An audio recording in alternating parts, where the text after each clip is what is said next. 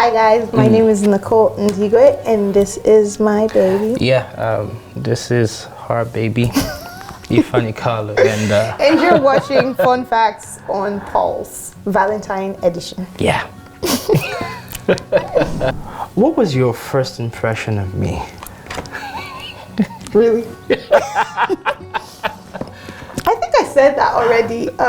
Because we've known for about 3 years, so I didn't think it was going to be anything more than just prayer buds, but I just thought he was these Nollywood fine boys that feel too special and all that. But first impression since we got closer, I was like, he's really thoughtful. Yeah, that's it. What is my love language? This is easy. Yeah. First thing they ask you at marriage counseling. Okay, quality time. Quality time. All right. In 3 words, how would you describe me? Why is it all about him? It's about us, baby. It's not just me. Stylish. Tells you have to be the style. That's one. Secondly, thoughtful, kind. He's always concerned about how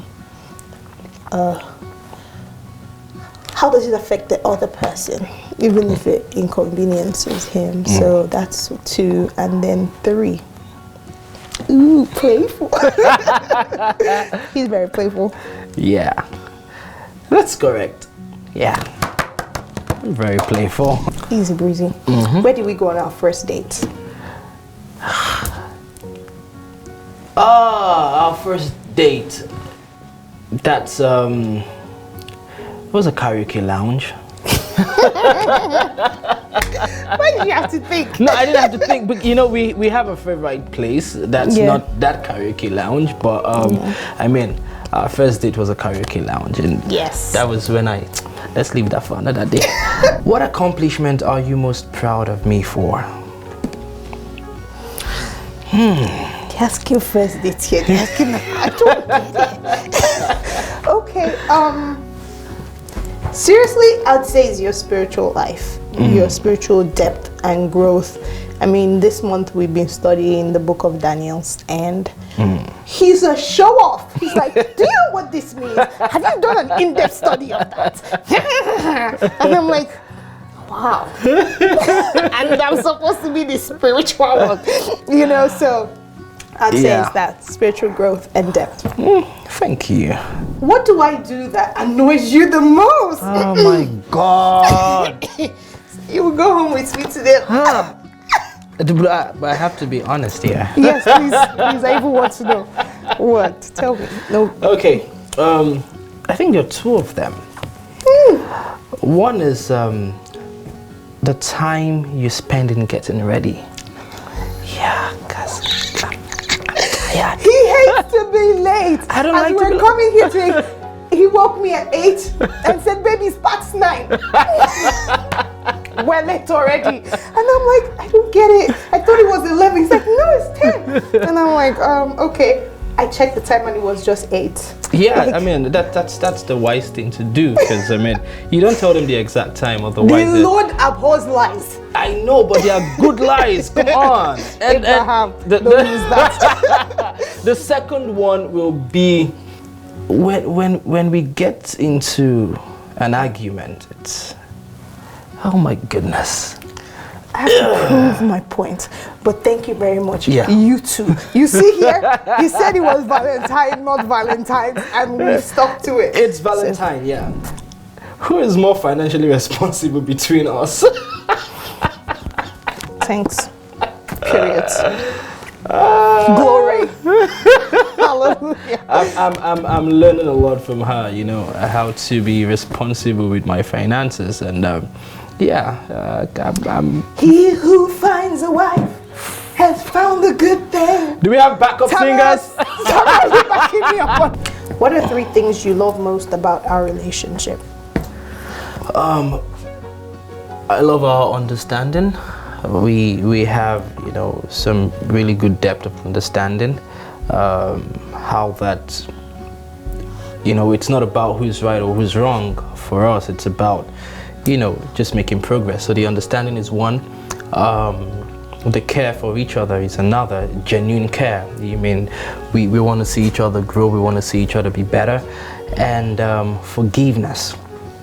Yeah, so understanding, care, forgiveness, that's what has, you know, made us really, really strong, and, you know, we just keep going.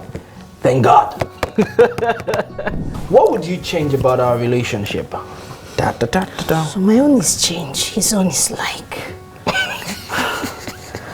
I don't think I'd change anything. I would say I wish I met him earlier, and I wish my dad met you before he passed. That would be the only thing that I'd change if I could. Just make everything that happened last year happen 2 years ago before my dad passed last year. So that would be it. And then what else will I change? Maybe we will both be like, you know, I don't know. Dangote is not, it's not near. Is it? Yeah. So my turn. I love you, baby. I love you too, Papi. Yeah. How did you know I was the one for you? How you people come? How did I know?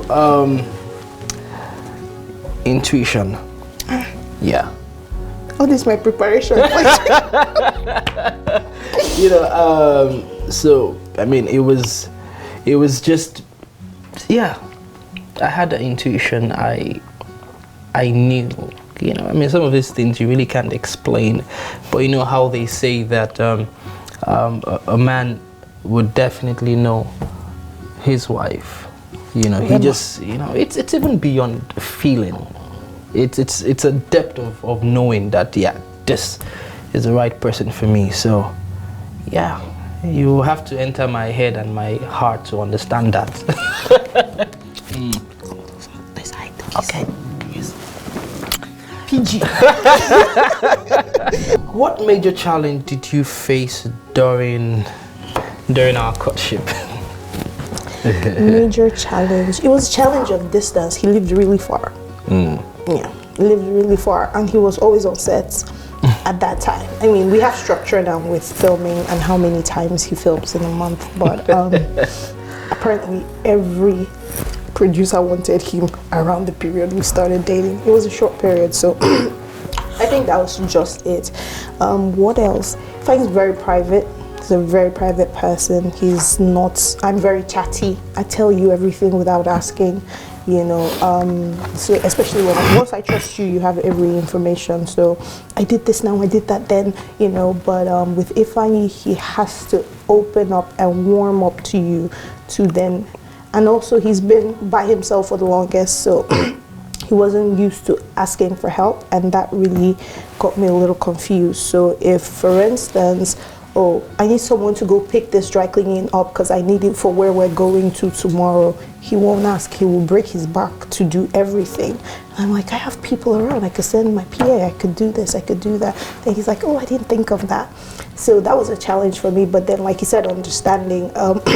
As I got to know him better and realized that it wasn't coming from a place of pride, it was just someone who didn't know how to ask or who didn't want to inconvenience the other person. I started trying to get him to be more, open to asking for help and to be more open in general. Just tell me, what are the difficulties, where can I come in? Because I mean, I'm one of those people who like to serve and who like to be there for you. And yeah, that was the only challenge, or those were the only challenges. Distance.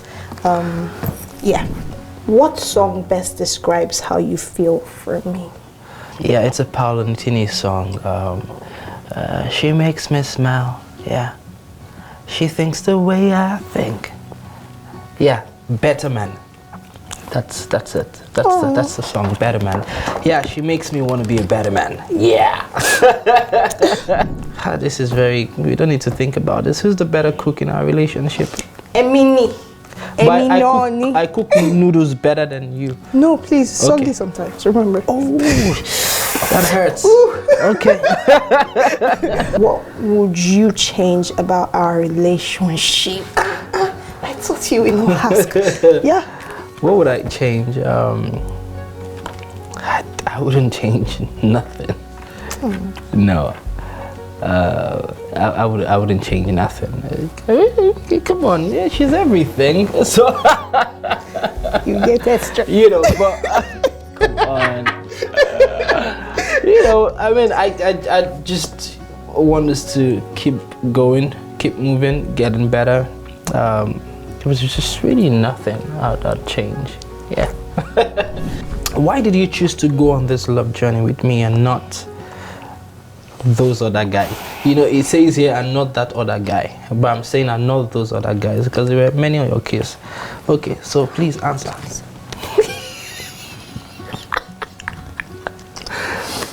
But somehow they just weren't the ones. Wow. Yeah. Deep. You could tell. They say when you find the one, you know, and this is the shortest relationship I've ever had, and this is the one that led to marriage.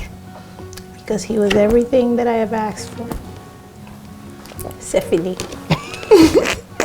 Why did you choose to go on this love journey with me and not those other chicks? Because the people that have your name on the altar of churches are plenty, like your pastor said. Oh my God. Well, I mean, that would be the same answer. It had to be you. It just had to be you. It had to be you. I mean, because you just, you know, compliment everything about me. And yeah, it had to be you. It's making me shy. What's the hardest part of being married to me? Oh, dear Jesus, I will tell you. He wants to kiss you 900 times a day. Wow. Number 2. Wow, on pause. You do that. If you passes by, it's a kiss. If you're waking, I'm like, baby, it's morning breath. It's a kiss. Oh no, I love you with your morning breath. That's you. And I think secondly is I play easy. I play my fashion easy. Like for me, I either come here with these pants, a nice t-shirt that says something, and my hair.